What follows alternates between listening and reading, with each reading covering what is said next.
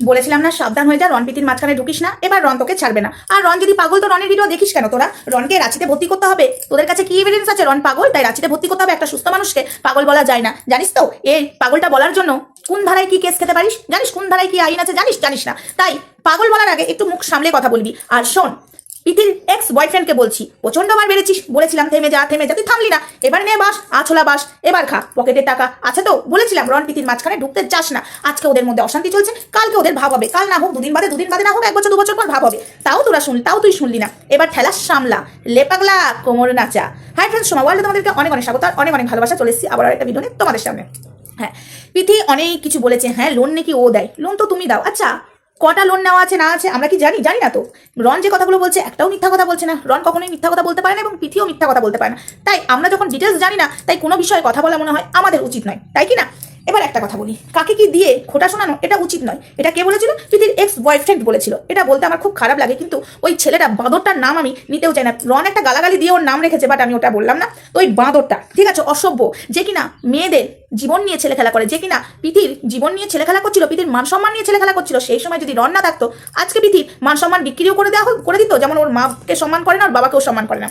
আমি বলেছিলাম, বারবার বলেছিলাম যে তুই সরে যা মাঝখান থেকে, তুই সরে যা, এবার রন তোকে দেবে। আমি এটাই চেয়েছিলাম রন ভাই, তোমাদের মাঝখানে অশান্তি হয়েছে, কিন্তু ওই বাঁদরটা যেভাবে ভিডিও করছে আমার সহ্য হচ্ছে না, একটা ব্যবস্থা করো।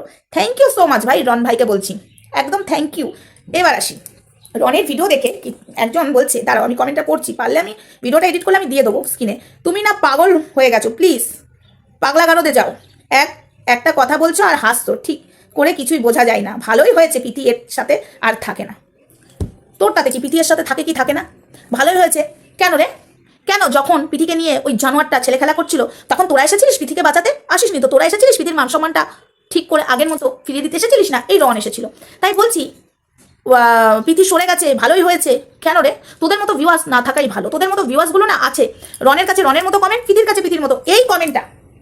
এই যে কমেন্টটা করেছে রনের কাছে, তোমরা কি জানো এই ব্যক্তিটাই, আমার কাছে আইডিটা আছে, এই ব্যক্তিটাই প্রীতির ওখানে যে বাজে কথা বলে প্রীতিকে, রনের কাছে এসে রনের মতো বাজে কথা বলে, প্রীতির কাছে যে প্রীতির মতো বাজে কথা বলে, তখন রনকে ভালো বলে আর রনের কাছে এসে প্রীতিকে ভালো বলে। এই জানোয়ারটা আমার মনে হচ্ছে এই যে রন প্রীতির মাঝখানে যে থার্ড পার্সনটা, সে ছাড়া আর কেউ নয়। আমার মন বলছে এই আইডিটা ওর। তো এ আরেকটা কথা বলেছে, তুমি রাঁচিতে চলে যাও, পাগল হয়ে গেছো। তো রন যে পাগল হয়ে গেছে, তোর কাছে কি সার্টিফিকেট আছে রন পাগল হয়ে গেছে? তাহলে কেন বললি রাঁচিতে চলে যেতে? কেন বললি? জানিস এটা বলার জন্য তুই কেস খেতে পারিস? একটা সুস্থ স্বাভাবিক মানুষকে তুই পাগল বলতে পারিস না? জানিস কি? জানিস না মনে হয়। পড়াশোনা তো করিসনি, একটুখানি পড়াশোনা কর আর একটু গুগল সার্চ কর, ঠিক আছে? তোকে আর একটু সহজ করে দিলাম, তাহলেই বুঝে যাবি। অসভ্য তোর কোথাকার।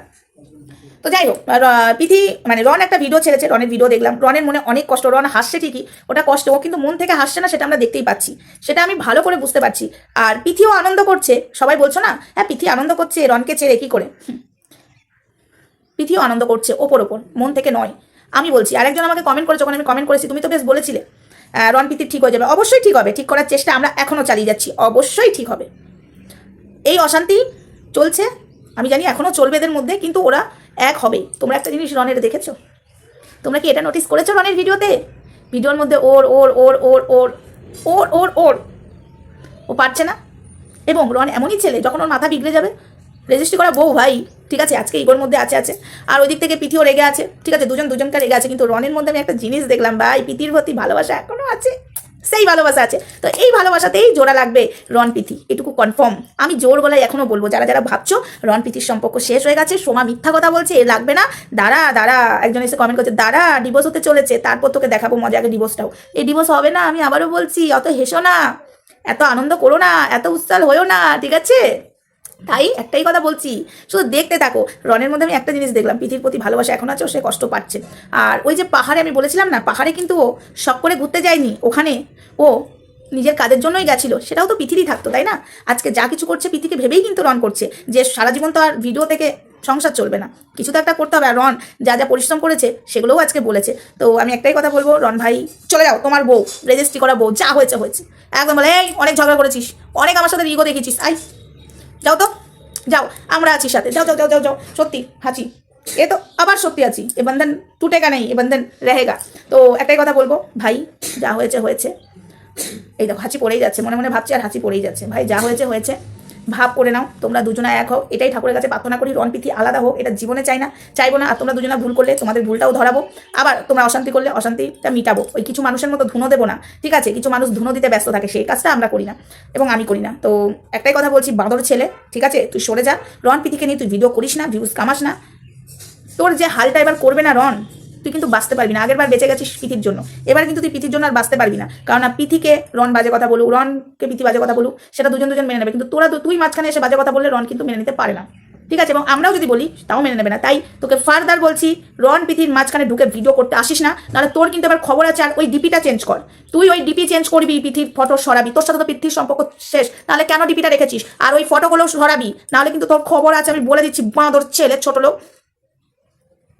জোটে না নাকি আর কেউ? জোটে না, জুটবে কি করে তোর মতো একটা নোংরা ছেলে? তো চলো, দেখা হচ্ছে নেক্সট ভিডিওতে। ততক্ষণ সঙ্গে থেকে ভালো থেকে সুস্থ থেকো। রন প্রীতি এক হবে, কোনো কথাই নেই। চলো, টাটা।